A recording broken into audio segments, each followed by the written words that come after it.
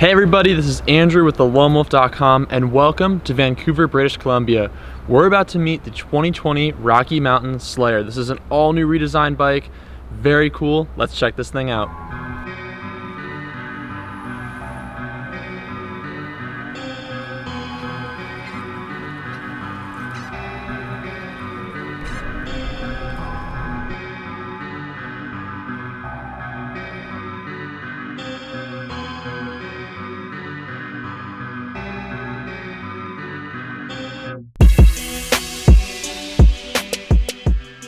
When Rocky Mountain set up to develop the new 2020 Slayer, they went back to the drawing board. They rethought the Slayer design and wanted to cater to modern trends. So they started with the 27.5 bike, but quickly realized 29 was taking off and developed a 27.5 and 29 in tandem.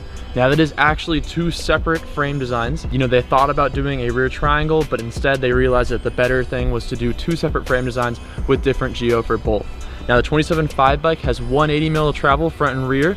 The 29 has 170 front and rear. Another thing to note is that the 29 bikes are offered in frame sizes medium through XL. These 27.5 bikes are offered in frame sizes small through XL. So if you are a small frame rider, you're gonna wanna buy that 27.5 bike. Now, let's dig into this thing. The nitty gritty on this bike, obviously they went longer, slacker, and lower. How much longer, slacker, and lower? A good bit actually. So aside from redesigning the actual suspension design of this bike and moving towards the altitude style shock positioning where the shock is mounted on the top tube of the bike, they also went and changed the geo. They slackened everything out a good bit on this bike. Now, one thing to also note is that this bike has the Ride 4 chips. That is a 4-position chip design that allows the shock to be mounted in 4 different positions, which has a huge effect on the geometry of the bike. So for the 29er, head tube angles range from 63.8 degrees all the way to 64.8 degrees. On the 27.5 bike, head tube angles range from 63.9 degrees to 64.8 degrees. Bottom bracket drop has 12 meters of adjustment on the 27.5 models and a massive 16 millimeters of adjustment on the 29 models. That puts BB drop between 18 and 6 millimeters of drop on the 27.5 bike and 34 and 18 millimeters of drop on the 29er. The C-tube angle ranges from 75.8 to 76.8 degrees on the 29er and 75.4 to 76.3 degrees on the 27.5 model.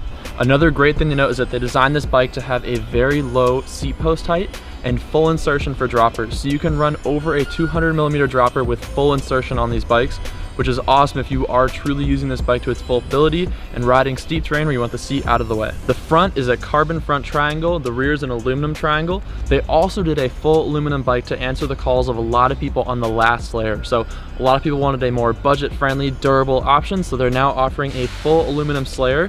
Both the aluminum and carbon frames have ample room for a water bottle that is a full-size bottle, as well as storage for a tube, Enduro banana, or whatever the hell else you want to put on there. All hardware is accessed from one side of the frame, and all you need is a 6mm and 5mm hex key. Now, other changes to the Slayer include a new suspension design.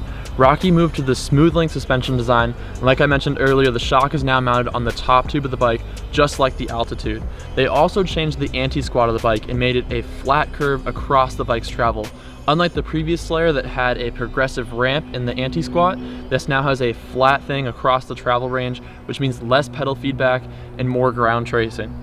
The rate curve of the suspension was also flattened to cater better towards linear air shocks, which large volume, and also coil shocks. You'll notice that across the board, all the new Slayers are spec'd with coil. Speaking of spec, the new Slayer is offered in 3 different builds, one of which is only available in the 29 model. So there's the 90 build, the 70 build, and the 50 build, which is only offered in 29. The 90 build is the top of line with full XTR, Fox 36 factory, and a Fox DHX2 rear shock, along with carbon race face Arc 30 wheels. For the 70 build, you'll see the suspension spec move to rock shocks. There's a Lyric up front and a Super Deluxe coil in the rear. And the drivetrain moves to XT as well as XT brakes. Now that's the bike that I personally tested on this camp. The 50 build is the same as the 70, but the drivetrain moves over to SLX as well as brake. All right, so now that we've got the spec out of the way, let's talk about how this bike actually rides on the trail. So Rocky really designed these bikes to be the 29er catering more towards racers and the 27.5 catering more towards athletes, free riders, and guys that are using this as a bike in the bike park. They really tried to push each bike to the kind of varying degree of riding that's happening in the enduro bike market. So you'll see some guys are using them as more free ride bikes and some of them are using as all-out race machines. So Rocky really tried to cater to both parties and have a bike that fit the needs really, really well. Now, for our 2 days of riding, Rocky took us to the North Shore and guided us with the likes of Thomas Vanderham and Wade Simmons. I have to say, this is seriously probably some of the gnarliest riding I've ever done in a media camp, and I loved every second of it. The trails were raw, rooty, super loamy, and we had a ton of really crazy steep stuff that really pushed these bikes and showed what they're capable of. Now, for the duration of our testing, I rode the bike in the Ride 2 position setting, which is the neutral position. You know, I was a little bit afraid of bottom bracket hits on the shore. There's a lot of stuff where you have to go up over logs, gnarly rock rolls with top edges on them. So I definitely didn't want to push it too low in my first time on the bike with the bottom bracket. Despite that, I was blown away with the capability of this bike. On the third run, Wade and Thomas took us over to the Dynamite Roll, which was originally built by Ryan Barracloth. This is a massive rock face, really steep, and believe it or not, we all did it with open face helmets on a enduro bike.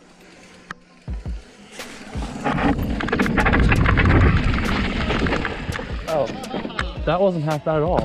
So totally crazy to think that bikes these days are capable of something that gnarly. It's probably the largest rock face I've ever ridden, and I hadn't ridden this bike before this trip. So if that gives you an idea of how comfortable I felt on this thing, you know, I felt right at home on this bike. It is a really, really capable machine. I have to say, like, the current crop of enduro bikes is just bordering on insane with what they're capable of. You know, and the fact that I can pedal these technical climbs, pedal up to the top of the trailhead, and then go down stuff like the Dynamite Roll is just mind-blowing. Now, Rocky's move to spec this bike with a coil rear end, I think, was right on point with what they want this bike to be capable of. You know, the suspension design is really solid, and that coil only exaggerated the capability that this bike already has.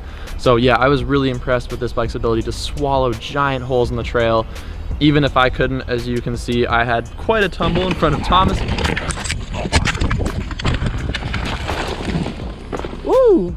But you know, sometimes that stuff happens when you're pushing the bike out here. The shore is rough and gnarly. Like, this is a unforgiving place, and to have this bike bred on these trails really shows that it can tackle some of the gnarliest stuff out there. On paper, that seems like a lot of bike. In reality, I have to say it actually rode like a lot less than it would look like on paper. Even for being a 170 29er, this bike was very nimble, and on the shore, that really matters. You know, these are tight trails. There's a lot of stuff that's very steep, especially some really tight corners in between trees and stuff, and this bike still handled it all really well. There wasn't a single time where I thought that I had too much bike or I couldn't get it around a corner, which I can't say a lot about all long travel 29ers. You know, I've ridden a lot of those long travel 29ers this year since they're so popular, and a lot of them really feel like I'm dragging the bike through tight trails and they don't climb very well. I was really impressed with the Slayer's ability to climb really technical terrain, and also its ability to corner and descend. You know, this is a bike that rides a lot lighter than it looks. And especially with that coil rear shock, you know, a lot of bikes with coil tend to kind of stay glued to the ground. I had no problem picking this one up, popping over sections of trail with not a lot of effort. So really good job, Rocky. I think this is an awesome bike. I'm really excited to test this more long term. Now, if you're looking at this bike and you're trying to decide if this is a bike for you, you have to be honest with yourself. It's still a lot of bike, even though it rides like less than it actually is. It's a lot of bike to handle. So, you know, if you're riding bike parks a lot and you're looking to have one bike that can pretty much handle downhill terrain, but also climb to the top, good choice. And if you're looking to ride really steep, technical, rocky terrain, again, good choice. If your local single track is mellow, flowy, and sweepy, probably not your best choice. I would go more towards an altitude or something with a little bit less travel. But I gotta say, this is a really impressive bike, really good all-around machine, and Rocky did an awesome job carrying the Slayer name on. You know, there's clearly a lot of influence from the racers and free riders in this bike to make a bike that's really well-rounded and capable of doing it all. And I think that's what most people expect from long travel 29ers these days, is a bike that can do everything and do it well. So kudos to Rocky. I'm very excited to put more time on this bike. I really think they nailed it, and this trip was absolutely amazing. All right, guys, well, that's a wrap on this video. Thank you so much, and feel free to head to the Loam website where we have full geo charts, spec sheets, and everything else in this bike that you could want. That's where our full first ride of view is located at. So click the link in the description to get there. Thank you so much, and please subscribe to our channel for more.